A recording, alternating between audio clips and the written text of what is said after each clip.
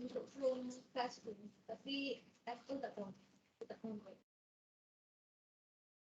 Suara saya ni dengar dia lambat-lambat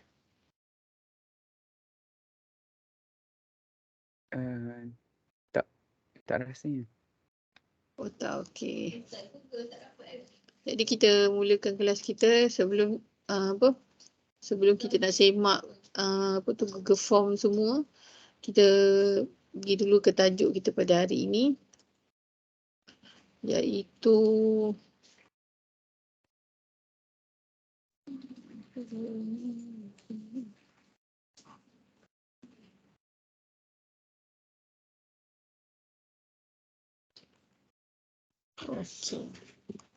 iaitu berkaitan dengan menghuraikan peranan zakat dalam pembangunan Islam. Okey.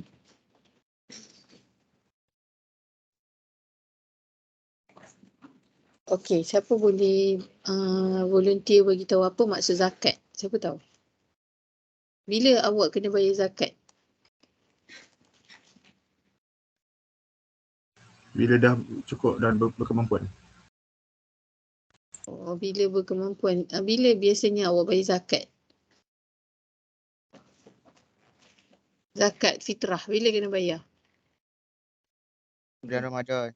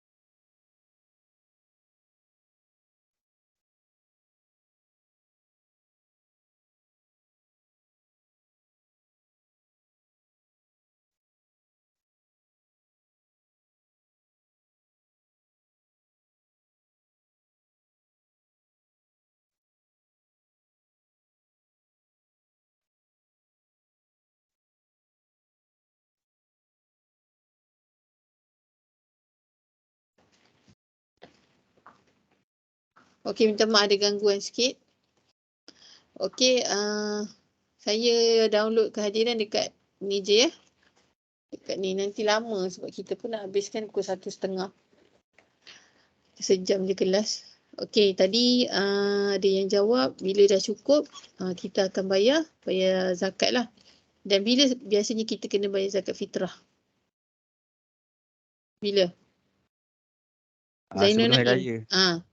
Sebelum hari raya. Maksudnya malam yang raya mengejut tu ramailah orang yang tak bayar zakat lagi, jadi beraturlah orang bayar zakat kan. Sebab bayar zakat ni dia kena sebelum sembahyang raya. Okey. Jadi itu adalah kewajipan yang semua orang kena bayar zakat. Okey, tak kiralah kecuali awak ni orang yang tak layak membayar zakat lah kan. Contohnya adalah syarat-syarat dia, orang yang tak layak membayar zakat ni ada syarat-syarat dia. Nanti kita akan pergi. Okey, jadi kita akan tengok kenapa kita kena belajar tajuk zakat ni. Sebab kalau kita tengok dalam Islam ni adalah agama yang lengkap. Okey, agama yang kata syumul, yang lengkap. Islam ni dia bukan sahaja kita nak cerita tentang ibadah kan, tapi kita juga kena ada memperkukuhkan ekonomi untuk kelangsungan umat Islam. Sebab itulah ada hadis kata ekonomi tu atau berniaga tu 9 daripada rezekinya adalah 9 daripada rezeki adalah daripada bab ekonomi kan, daripada kewangan, keusahawanan dan sebagainya. Jadi kita tengok sebelum kita pergi ke zakat tu, kita tengok apa itu pengertian ekonomi Islam. Sebelum ni kita dah belajar tajuk Kita belajar sebelum ni. Kita dah belajar bab munakahat, kita dah belajar bab muamalat, kita belajar bab ibadah. Lepas tu kita ada belajar jenayah kan, membunuh macam mana, qisas macam mana, hudud macam mana. Okay, jadi pada hari ni kita akan belajar bab ekonomi pula atau bab muamalat. Pengertian ekonomi Islam ni dari sudut pandangan Islam adalah satu ilmu yang kita nak tahu apa dia tuntutan syariah berkaitan dengan kita nak dapat perolehan. Maksud rezeki yang kita dapat tu halal ke haram. Ada syubhat tak rezeki kita tu.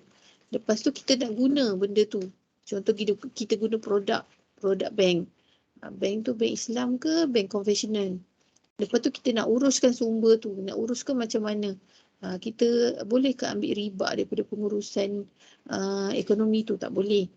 Lepas tu untuk siapa semua tu? Adalah untuk kebaikan diri kita sendirilah.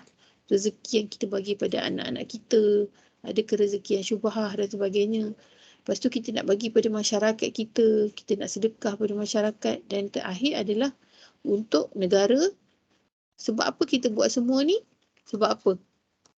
Sebab apa? Kita nak dapat apa?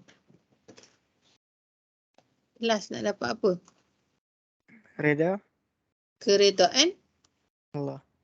Keredaan Allah. Itu yang matlamat yang utama kita dalam bidang ekonomi ni adalah kita nak dapat keredaan Allah. Itu matlamat utama kita. Jadi apa-apa yang benda yang Allah tak redha, maka kita tak sukalah perkara tu. Tapi kalau semua tu adalah Allah redha perkara tu, maka kita kena suka perkara tu. Termasuklah kita kena suka berkaitan dengan zakat atau dan perkara-perkara lain yang Allah redha. Okey, jadi asas utama ekonomi Islam ni dia adalah segitiga kan. Segitiga iaitu Allah, yang utamalah Allah. Lepas tu penguasa kita, yang mana kita ni kena jadi hamba yang taat dan patuh kepada penguasa kita. Kalau Allah kata Allah telah menghalalkan jual beli kan, dan mengharamkan riba kan. Jadi kita kena patuhlah perkara tu. Kita tak bolehlah ambil riba. Kan contohnya kita ambil riba apa? Riba ni ada 3 kan. Contoh kita pergi pinjam kawan kita duit. Contoh. Okey, Siti, aku nak bagi kau nak pinjam duit aku ke? Nak pinjam. Okey, boleh kau pinjam duit aku. Aku pinjamkan kau RM10, tapi kalau kau bayar minggu depan, aku tambah lagi RM2. Jadi kau kena bayar kat aku RM12. Jadi RM2 tu adalah riba. Okey. Jadi kita tengok pula konsep segitiga tu, Allah, lepas tu manusia, lepas tu kekayaan alam. Allah dah bagi kita kekayaan alam, lepas tu manusia dah nikmati kekayaan alam tu. Jadi manusia ni kena kembalilah kepada Allah. Sebab Allah yang bagi kita rezeki kan. Jadi kita kena kembalilah rezeki kita tu dengan kita taat kepada perintah Allah. Kita solat, kita bersyukur dengan apa yang Allah bagi dan sebagainya. Okey, daripada tafsiran lain daripada Abdul Rahman Yusri, dia menyatakan bahawa ekonomi Islam ni adalah nak mengkaji sumber manusia. Maksudnya sumber manusia tu daripada mana, dan bukan manusia yang digunakan oleh Allah kepada sebuah masyarakat yang akan membantu dan mengeluarkan sebanyak mungkin barangan dan perkhidmatan yang halal untuk memenuhi keperluan yang wajar bagi anggota masa kini dan masa depan. Itu tafsiran yang lain lah. Maksudnya ini lebih kepada kita nak tahu sumber yang kita dapat ni halal ke tidak. Lepas tu bagaimana kita nak keluarkan dia. Sama ada kita keluarkan dia tu melalui barangan atau perkhidmatan yang halal. Contohnya kita nak keluarkan barang tu, kita sedekah. Contoh kita bagi ke orang. Ataupun kita gunakan kita punya kita punya kelebihan untuk bagi khidmat percuma. Contoh kita bagi kelas tuition percuma. Jadi itu adalah untuk masyarakat. Okey. Saya nak cepat ni. Okey, jadi itu daripada agama Islam lah yang cakap tu, daripada orang yang agama Islam. Tapi kalau daripada Barat, dia mengatakan bahawa ekonomi ni adalah disiplin ilmu yang mengkaji saranan-saranan kekayaan bangsa-bangsa dengan memusatkan perhatian secara khusus tentang sebab-sebab kebendaan daripada kemakmuran. Apa tu Marshall ni dia kata ilmu tentang kehidupan manusia berhubung persoalan bagaimana manusia memperolehi pendapatan dan bagaimana pula mereka menggunakannya. Okey, saya nak tanya seorang. Okey, saya nak tanya seorang.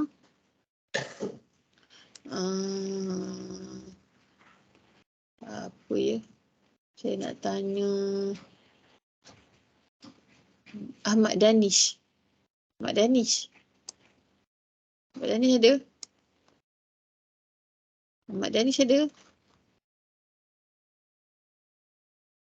Tak ada Ahmad Danish. Azra'i ada Azra'i. Saya Puan. Azra'i ada. Okey, Azra'i Saya Puan. Okey, Azra'i nak tanya. Daripada awak tengok maksud yang ekonomi daripada pandangan Barat dengan pandangan Islam ni tadi, apa perbezaan dua pandangan ni? Yang paling ketara. Macam mana? Daripada pengertian ekonomi Islam kan. Ni kan pengertian daripada ekonomi Islam kan. Dengan ekonomi yang Barat cakap ni, apa perbezaan yang utama yang awak nampak lah?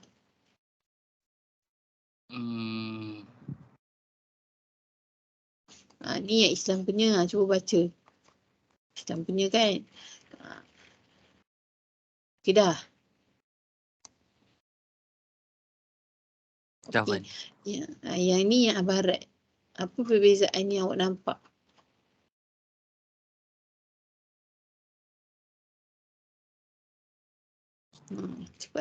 Cepat kita dah tak cukup masa ni.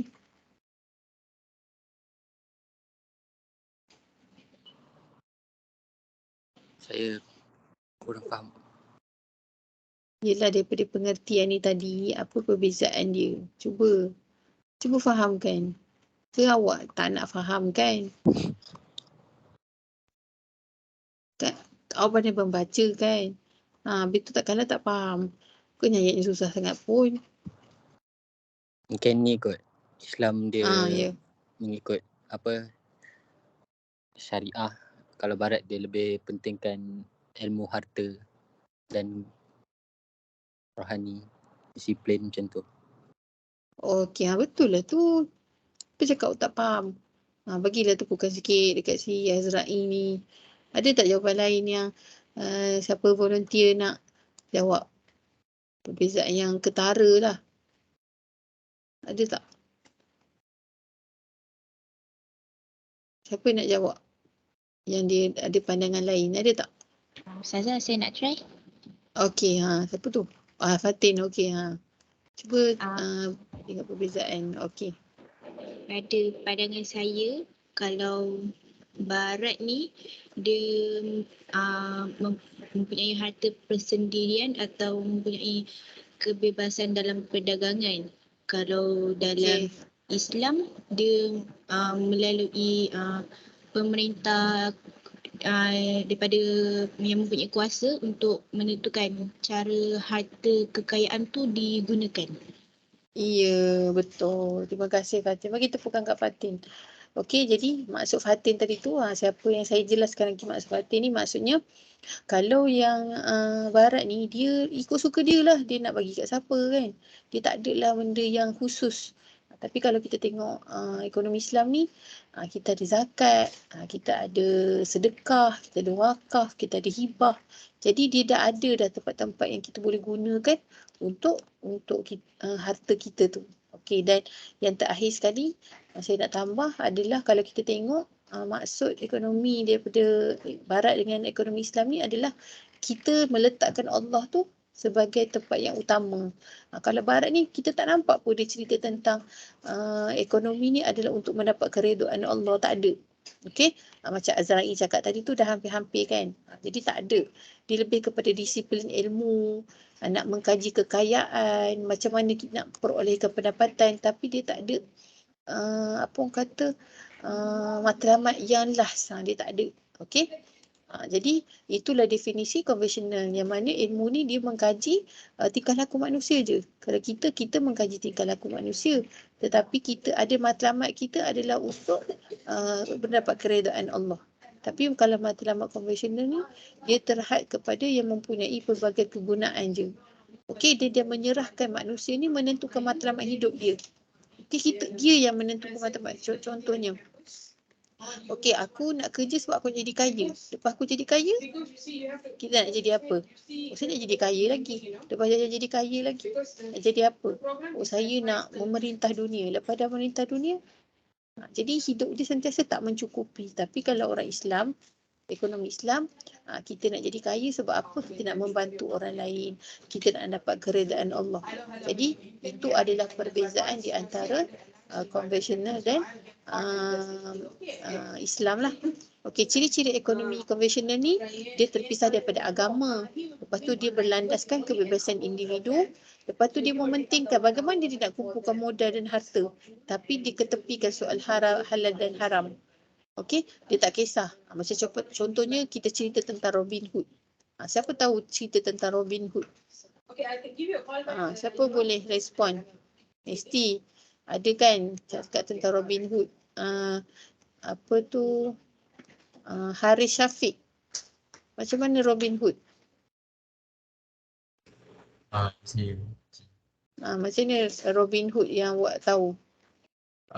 Dia mencuri kan. Lepas tu Dia mencuri, lepas tu dia bagi orang-orang susah. dia bagi kat orang sobot. Boleh ke Robin Hood tu jadi macam tu? Tak boleh. Kenapa tak boleh? Sebab dia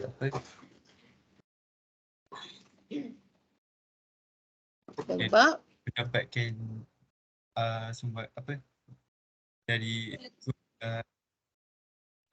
dari sumber yang haram lah kan? Ya. Ya, jadi matlamat tidak menghalalkan cara. Tu dah ya.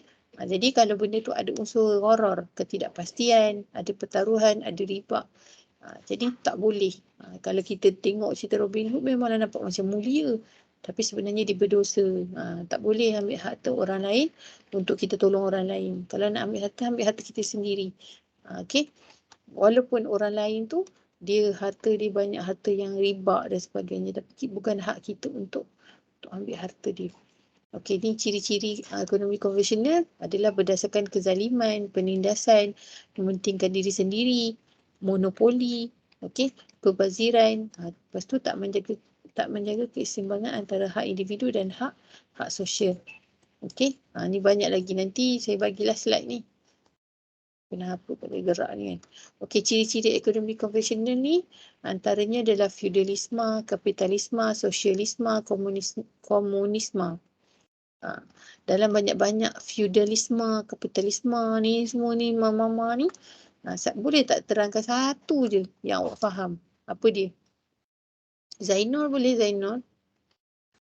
Kapitalisme tu macam orang atasan tu ambil duit dari bawah, orang bawahan.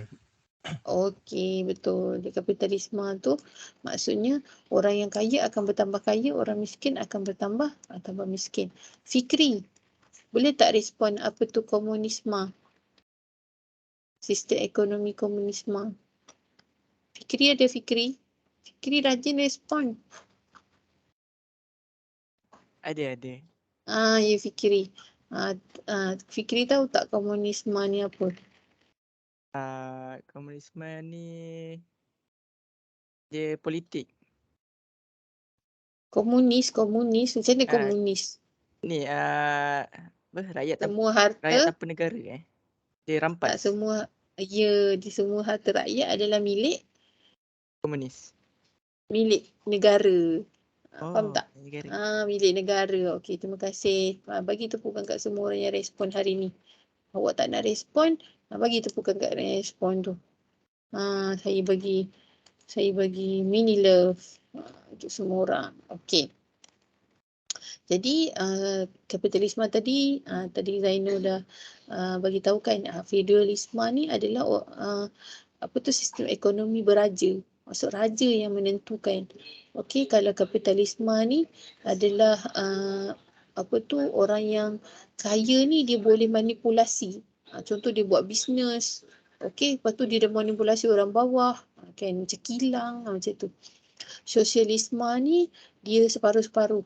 Pun tak baik juga sebenarnya. Dan komunisme ni adalah yang mana harta semua negara ni adalah milik kerajaan. Jadi kerajaan yang akan agihkan kepada semua bangsa atau semua rakyat dia lah. Antara contoh negara yang mengamalkan komunisme ni adalah siapa? Korea? Korea mana? Korea Utara. Korea Utara Okay, dia mengamalkan komunisme. Jadi semua sistem ni gagal sebenarnya untuk mengatasi krisis ekonomi. Kalau kita tengok semua sistem ni gagal. Ada orang macam kapitalisme US kan, semua gagal dan tak memenuhi kehendak semula jadi manusia dan masyarakat. Jadi apa dia ekonomi yang paling terbaik untuk masyarakat adalah ekonomi Islam. Sebab apa? Sebab yang pertama ekonomi Islam ni lahir dari sumber wahyu. Lepas tu dia mampu untuk menyempurnakan seluruh kehidupan manusia dan menyelesaikan masalah hidup manusia. Okey, contoh kalau orang tu dia bekerja tapi dia bekerja itu tetap juga tak dapat apa yang keperluan, tak memenuhi keperluan dia. Contohnya dia kerja pagi petang tapi dia boleh kerja dia dapat dalam RM30 je sehari kan. Dan dia tak mampu untuk beli barang-barang keperluan yang lain. Dia cuma boleh beli barang asas je, makan, minum kan. Anak-anak dia tak ada kelengkapan, tak boleh nak sekolah. Jadi orang itu, dia walaupun dia bekerja betul. Tapi ada orang lain dia bekerja sehari dalam 5 jam je. Tapi dia dapat duit dalam 100 sehari ataupun 1000. Jadi dalam Islam, dia melahirkan satu matlamat iaitu bukan melahirkan matlamat, maksudnya dia ada satu konsep iaitu konsep sedekah, konsep wakaf, konsep zakat. Jadi kat situ dia mampu menyelesaikan masalah hidup manusia. Okey. Lepas tu kepentingan individu, masyarakat dan ekonomi ini sentiasa seimbang. Walaupun dia bersifat kebendaan tetapi dia tidak terpisah daripada aspek kerohanian. Okey, macam sentiasa sesuai sepanjang zaman dan masa kerana sifatnya yang tetap dan dinamik. Okey. Jadi ciri-ciri ekonomi Islam yang lain ni sama, tetapi kalau kita tengok yang terakhir ni, walau macam mana pun ekonomi Islam ni tetap menjaga hubungan dengan negara, okey, dan mewajibkan ketaatan kepada Allah dan ketaatan kepada ulil amri lah ataupun pemerintah kita. Okey. Pelaksanaan ciri-ciri ekonomi Islam ni, ni boleh bacalah sendiri. Okey, nanti saya bagi slide. Ini tak ada apa. Okey, kita tengok skop ekonomi Islam. Okay, ini yang paling penting. Skop ekonomi Islam ni yang pertama kita ada zakat. Zakat ni memang diwajibkan kepada semua umat Islam yang mampu lah. Dia ada syarat-syarat dia, nanti kita tengok. Yang pertama adalah zakat fitrah. Selain daripada zakat fitrah, kita ada juga zakat harta, kita ada zakat emas, kita ada zakat padi, kita ada zakat perniagaan, pendapatan dan sebagainya. Contoh macam saya kan, gaji saya ni dah kena zakat. Sebab dia lebih daripada nilai yang ditetapkan setiap tahun. Jadi saya bayarlah zakat setiap bulan, potong zakat dekat pejabat zakat. Pejabat zakat akan potong gaji saya setiap bulan untuk zakat pendapatan. Yang seterusnya, kalau zakat fitrah ni wajiblah untuk semua orang. Macam awak, mak ayah awak bayarkan zakat untuk awak. Ada yang mak ayah yang dia bagi duit, pergi bayar zakat RM7 kan, untuk diri sendiri waktu bulan puasa hari tu. Lepas tu ada sedekah dan derma. Yang ni kita tak mengharapkan timbalan lah. Kita mengharapkan keredaan Allah je. Okey. Lepas tu kita ada wakaf. Wakaf ni dia kena bentuk yang yang dia tak boleh luap. Kalau duit tak boleh wakaf. Okey. Contohnya kita wakaf tanah. Memang benda tu ada. Ataupun harta yang tak boleh alih. Harta tak alih. Ataupun kita wakaf bangunan. Kita wakaf apa lagi? Buku.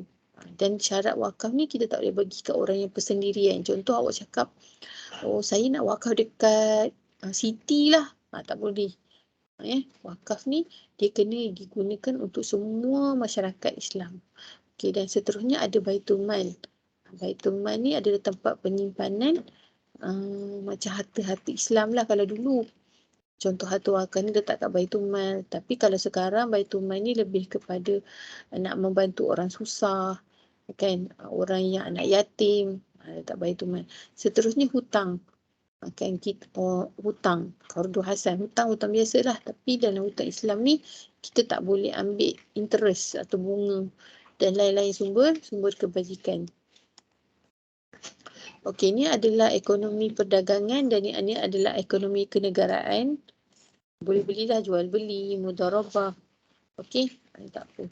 Okey, ni perbandingan antara sistem kapitalisme dengan sistem ekonomi Islam. Kapitalisme ni adalah pemilik mutlak terhadap harta yang dimiliki. Kalau Islam ni harta Allah yang diamanahkan kepada manusia untuk dibelanjakan mengikut garis panduan Islam. Okey. Kalau kapitalisme ni harta dia. Dia tak boleh. Jangan tentukan harta tu nak pergi ke mana. Tapi kalau sistem ekonomi Islam ni, harta orang tu memanglah milik dia, tetapi dia diwajibkan untuk mengeluarkan harta tu. Okey, contohnya macam kita kena keluarkan zakat. Okay, kapitalisme ni bebas atau menyimpan keuntungan dan bebas pula menggunakannya. Okey, yang Islam ni yang ni lah. Okey, yang terakhir sekali, kalau kapitalisme ni tidak melarang monopoli. Contohnya monopoli ayam. Contoh bekalan ayam ni dah habis, kan? Orang semua nak ayam. Beras. Contohnya awak ni ada macam 1,000 kampit beras. Lepas tu awak suruk beras tu, kan? Sebab apa? Awak jangka harga beras akan meningkat RM1, kan? Atau RM5 bulan depan. Jadi awak simpan peram beras tu kat dalam stor. Awak kata bulan depan baru awak akan jual beras tu. Lepas tu orang lain minta beras. Bila ke permintaan tinggi, maka harga pun naik. Jadi awak jual lah beras tu bila harga tu dah naik. Tu dalam Islam adalah haram. Ya. Dalam Islam adalah haram. Tak boleh buat. Okey, itu adalah maksudnya monopoli. Okey. Seterusnya, perbandingan sistem ekonomi Islam dengan sistem komunisme dengan ekonomi Islam. Tadi kita dah cakap kan, komunisme ni adalah hak milik individu yang dihapuskan. Maksudnya hak manusia ni, individu ni dia tak boleh kumpul harta. Semua dia kena bagi dekat negara. Tapi kalau dalam Islam tak boleh lah. Macam tu. Hak orang tu lah. Tetapi kita ada satu sistem lagi, iaitu sistem zakat, wakaf, sedekah. Ikut orang tu lah nak bagi ke tak nak bagi. Kalau dia bagi, dia dapatlah pahala. Kalau dia tak nak bagi, dia tak dapatlah apa-apa, kan. Okey, penolakan terhadap agama kerana menjadi faktor kemunduran dan hak-hak pusaka dihapuskan. Okey, kita pergi terus kepada peranan zakat dalam pembangunan ekonomi. Jadi kita tengok apa itu maksud zakat. Okey, zakat ni dari sudut bahasa ialah suci, bersih, subur dan bertambah. Okey, dari sudut syarak, kena ingat ya, ada beberapa key point. Daripada syarak, kalau orang kata apa tu maksud zakat? Yang pertama, zakat tu dia kena keluarkan dalam kadar tertentu. Contoh RM7. Daripada harta tertentu. Harta tertentu ni maksudnya harta kita. Bukan harta kita curi, bukan harta kita ambil hak orang lain, ataupun harta yang haram. Contohnya, harta tu awak jual benda yang haram lah dalam Islam. Contohnya awak jual apa? Arak, kan? Tak boleh. Tak boleh zakat. Kalau harta tu harta yang daripada arak, contoh, harta tu bukan awak boleh sedekah. Awak kena bagi semua dekat Baitul Mal, harta yang haram ni. Okey? Tu bukan harta awak, ya. Dan diberikan kepada dengan syarat tertentu. Ada syarat dia. Okey? Nanti kita tengok apa syarat-syarat zakat. Dan diberikan kepada golongan tertentu. Ada syarat juga. Golongan mana yang wajib menerima zakat. Bukan semua orang boleh terima zakat. Contoh anak yatim. Dia tak layak terima zakat. Anak yatim. Tak ada kan. Okey, contohnya antara harta yang dikeluarkan, wajib dikeluarkan zakat adalah emas, perak, wang simpanan, saham, KWSP, pendapatan, hasil pertanian, peternakan dan perniagaan. Tapi dia adalah syarat-syarat dia. Tak adalah awak berniaga pemadam, berniaga kipas, berniaga air, sehari berapa ringgit, tak adalah kena kan. Dia adalah syarat-syarat, tahap-tahap dia yang awak kena bayar zakat. Okey, ni adalah golongan tertentu tadi. Okey, golongan tertentu tadi ada 8. Yang pertama fakir, miskin, mu'alaf, hamba, orang yang berhutang, berjuang fisabilillah, ibnu sabil dan amin. Okey, saya nak tanya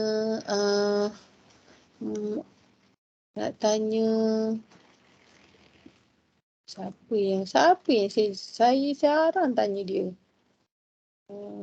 Siapa ya?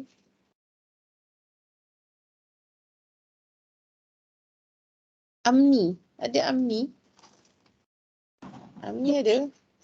Amni nak tanya. Apa beza fakir dengan miskin? Tahu tak?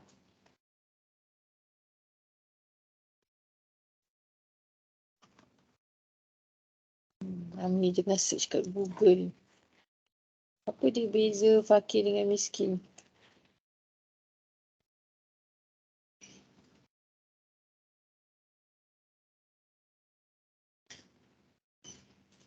Fakir tu orang yang tak ada apa-apa harta. Kalau miskin Miskin? ni dia kerja juga tapi dia still tak cukup untuk tampung hidup dia. Okey, terima kasih Amni. Betul ya Amni cakap. Tapi yang paling betul adalah fakir ni contoh dia bekerja sehari gaji dia RM10. Tetapi keperluan hidup dia makan, pakaian dia RM20.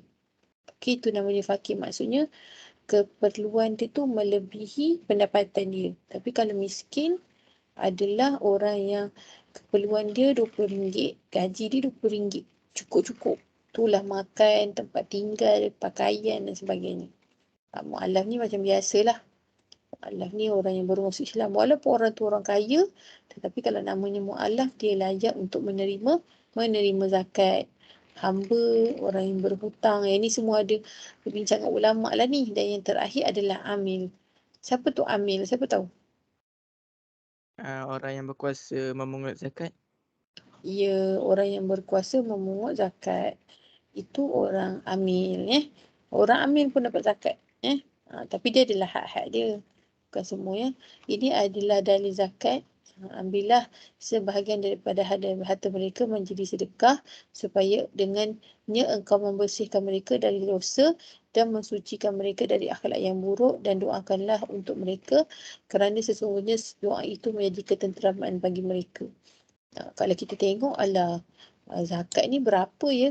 Zakat ni hanya 2.5% je. 2.5%. Kalau kita kata ada RM10, kita kena bayar dalam berapa? RM10 maksudnya kita kena bayar RM1.50 25 sen. Macam itulah kan. Kalau 1% baru 10 sen kan. Kalau 2%, 20 sen. 20 sen maksudnya 30 sen je. Kan kalau kita ada RM10, 30 sen je kita kena bayar. Sikit tak? 30 sen tu. Siapa kata 30 sen tu banyak?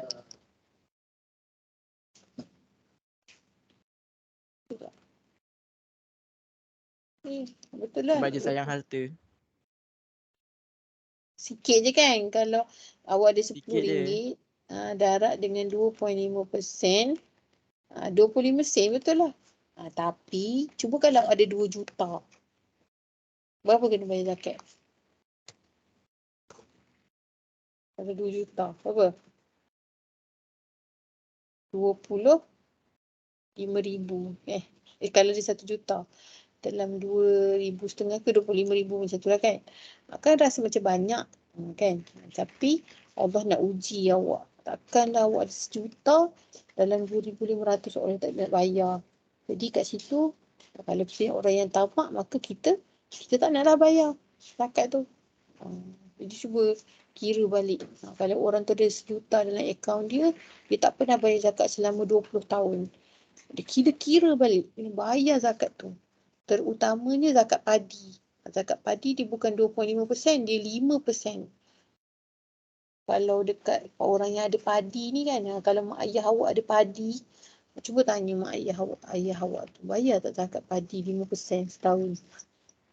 Zakat padi ni adalah zakat pertanian kan, dia lain daripada zakat biasa.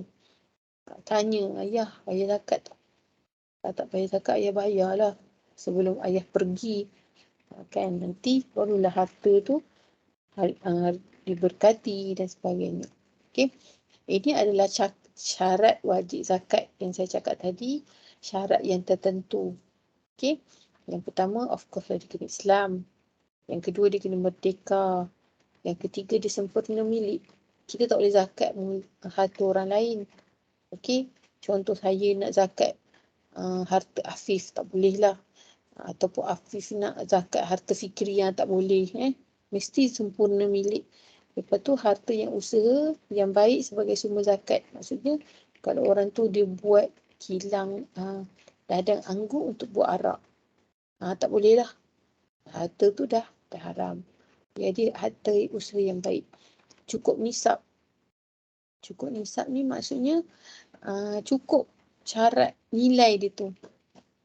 Contohnya kalau tahun tu zakat ni kena bayar kalau ada duit simpanan dalam bank 85,000 ke atas, dia kena bayar. Jadi kalau duit dia 86,000, dia kena bayar lah 2.5%. Seterusnya cukup haul. Contohnya dia duit tu dia tetap. Kalau ada 100,000 dalam bank, daripada bulan 1 sampai bulan 12, dia kena tetap lah 100,000. Dia tak boleh lah 100,000 bulan kedua ada 10,000, bulan depan ada 20,000. Tapi ada juga orang yang dia main-mainkan.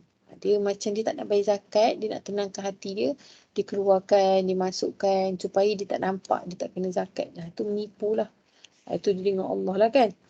Lepas tu niat untuk berniaga. Zakat perniagaan sajalah. Kalau dia ada perniagaan, dia kena zakat. Okey.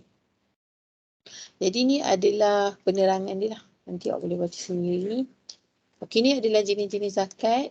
Ada zakat pertanian, zakat pendapatan, zakat perniagaan, zakat wang simpanan, zakat saham, zakat KWSP. Okey, zakat emas dan zakat perak. Okey. Ini adalah zakat fitrah. Okey, ini zakat yang wajib lah untuk semua orang. Zakat fitrah ni dibuat zakat pada bulan Ramadan sehingga Aidilfitri lah. Sehingga sebelum hari raya Aidilfitri, zakat fitrah ni adalah salah satu cara untuk menyucikan orang yang berpuasa daripada melakukan perbuatan keji dan buruk. Okey. Ini dalil zakat, ini fatwa kebangsaan. Boleh tak agih zakat secara persendirian? Boleh tak kalau contoh, saya tak nak bayar zakat ni dekat pejabat zakat lah.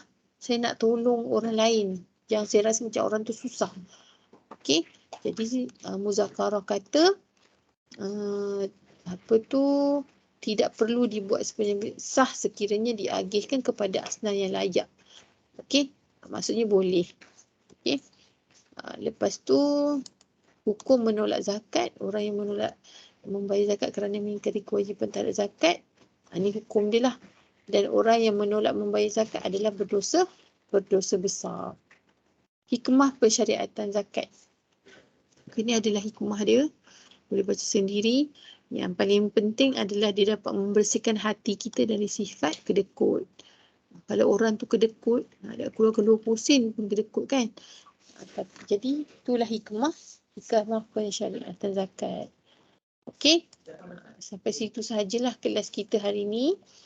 Sebelum kita habis, siapa yang nak share dia punya Google Form dulu? Saya. Okey, boleh hantar WhatsApp kat saya. Nanti saya sharekan. Baik.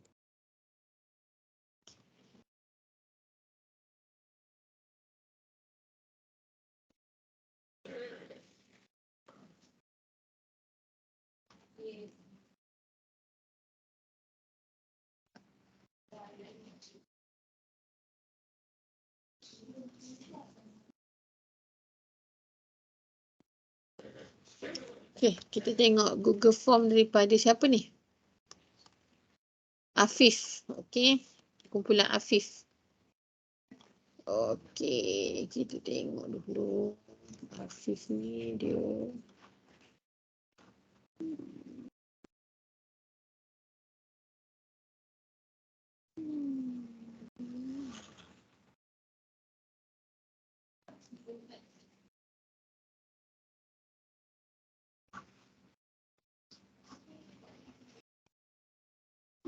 Okay, sistem perundangan syariah di Selangor. Okay, saya share. Kita tengok soalan Afif. Kalau awak tak nak share kat sini pun tak apa, nanti awak PM je saya. Tapi awak dah ada panduan dah. Okay, daripada Google Form kawan-kawan awak ni. Okay, Ain pun dah hantar. Jadi kita cek sama-sama. Okay, kita tengok lulus tak dia punya Google Form ni. Okay, email, betul, nama penuh. Tak ada nama pun tak apa. Tak ada nama pun tak apa. Dengar tak ada nama pun tak apa.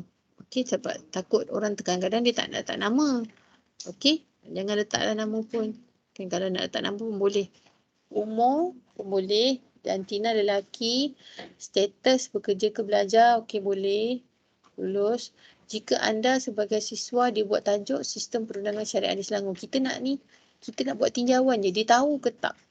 Okay. Jika anda sebagai siswa atau pelajar sertakan nama institusi atau universiti atau sekolah. Okey, ni ada soalan. Adakah anda mengetahui bahawa sistem kehakiman Selangor memerlukan data proses pencarian secara digital? Okey, so untuk soalan pertama ni,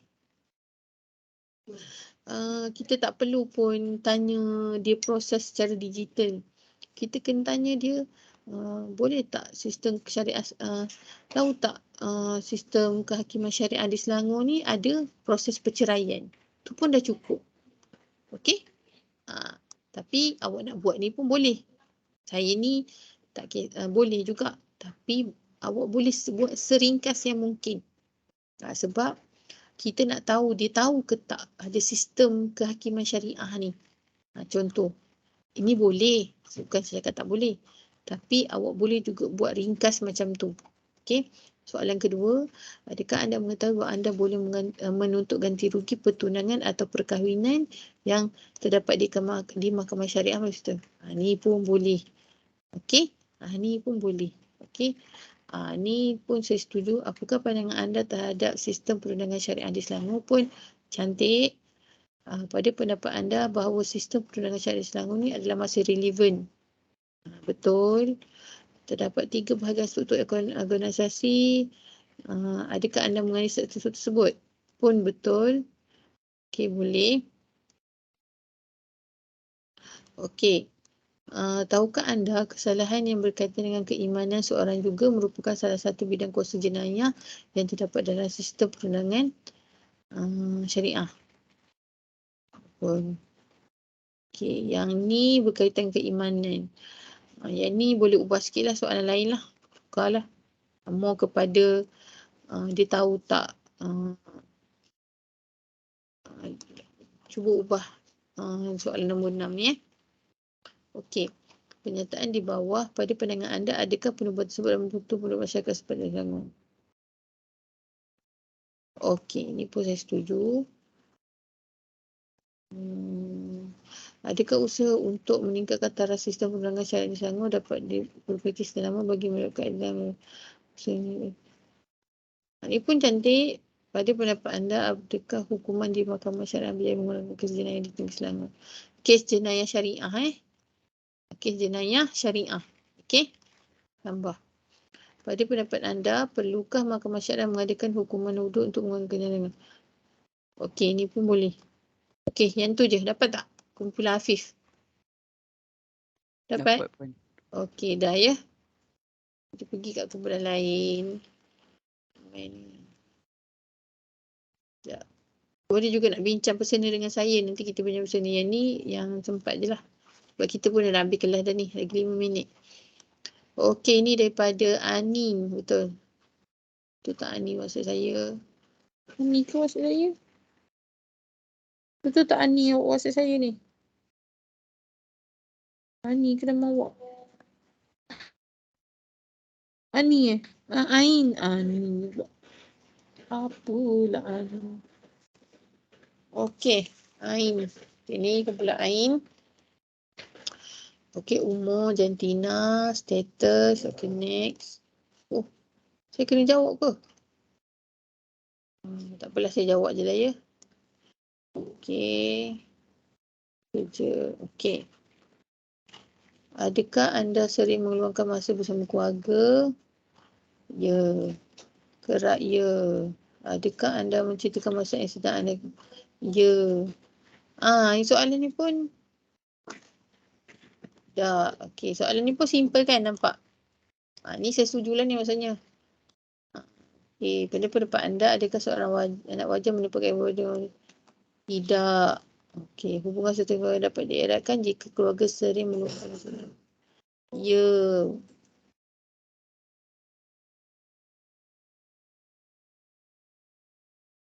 Memberi didikan agama yang memerlukan tanggungjawab ibu bapa. Ya.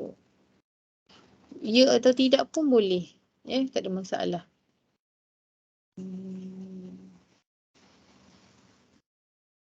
Ya. Anda tidak setuju.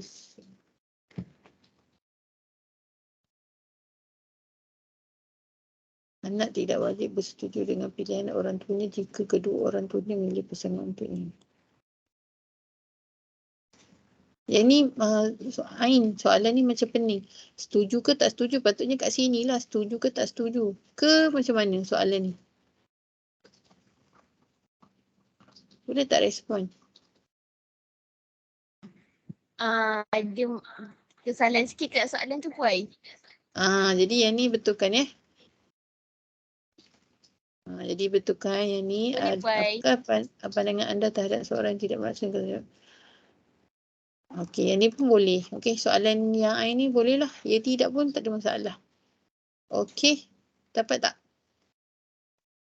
Dapat ya? Okay, thank you Ain. Kita tengok daripada siapa ni yang bagi WhatsApp kat saya ni? Kas. Tak tahu lah Kas ni apa nama. Peranan sistem pondok dalam pendidikan. Okey. Ada next tak? Okey, submit. Okey.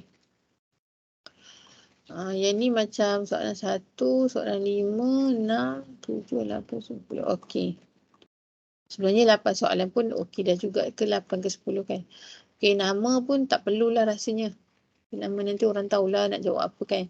Umur, jantina, status. Okey, soalan pertama. Adakah anda mengetahui tentang pelaksanaan sistem? Okey, ya, okey. Adakah sistem ini hanya bersama kita saja? Okey, betul. Adakah anda pernah? Okey, apa dengan anda? Okey.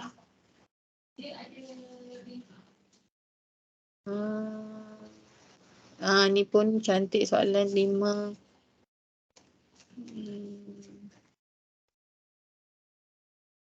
Okey.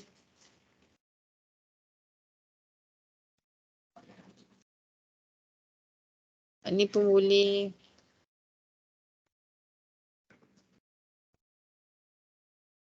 Ni, yang ni saya rasa sekiranya ya berikan jawapan lebih lanjut. Okey? Yang ni. Soalan yang ni. Okey, sekiranya jawapan ya, sila berikan penerangan lebih lanjut. Okey. Ya. Soalan 7. Okey, boleh. 8. Betul. 8 boleh. 9. Okey, betul. 10. Okey. Ni pun sama dapat Apa saya tegur tadi dapat tak? Dapat Puan. Dapat. Okey, terima kasih. Kita pergi next. Daripada dia. Okey, dia. Okey, Sister Khilafah. Okey, bagus dia bagi penerangan sebab ramai orang tak tahu tentang Sister Khilafah kan. Okey.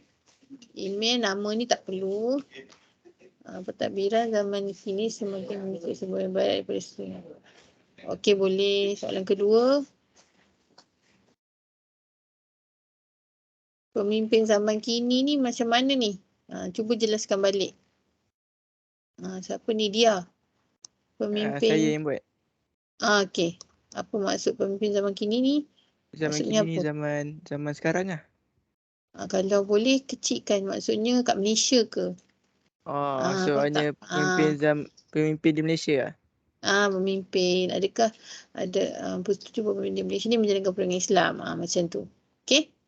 Jadi Boleh. orang zaman kini tu kat mana kan? Kat mereka ke?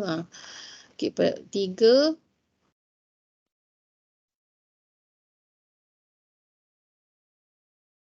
Okey, ni pun boleh. Okey, boleh. 5. Okey, boleh. Ni pun boleh. 7. Betul, okey. 8.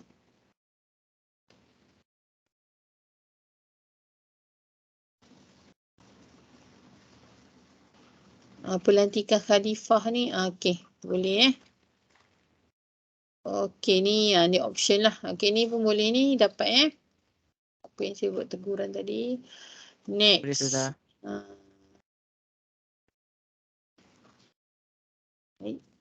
Kenapa dia bagi saya ni? Tu lain. Okey. Nama pun tak perlu. Okey, saya letaklah ya. Suruh.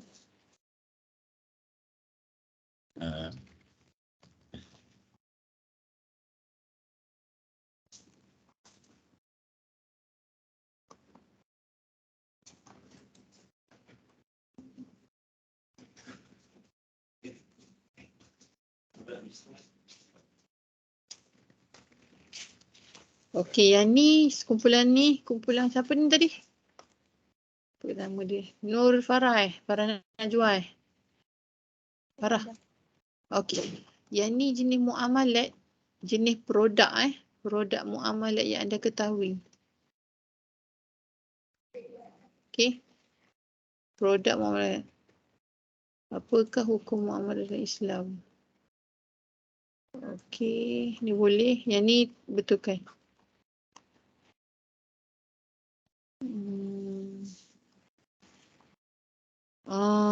Berkaitan bank muamalat di Malaysia.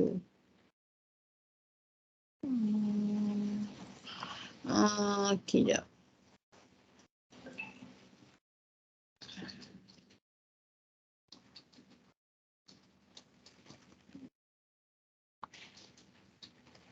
Ini saya jawab dulu ya. Sekejap saya nak tengok.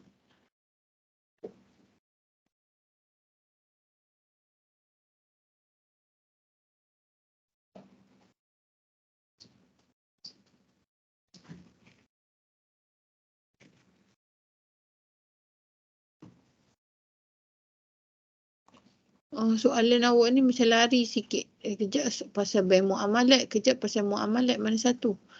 Jadinya ni kita bincang kat belakang boleh tak? Nanti PM saya lepas ni. Okey, ni panjang ni nak cerita. Okey, itu saja. Jadi kita bincang. Siapa ni? Farah Najwa, nanti kita bincang Okey, yang lain tu tak ada apa. Okey? Jadi saya nak bincang dengan Farah Najwa je. Okey. Ada apa-apa lagi tak? Dah habis dah masa ni. Tak ada apa dah Ada apa nak tanya tak? Ada. Tak ada. Okey. Kalau tak ada, kita tutup kelas kita dengan tasbih kafarah surah Al-Nas.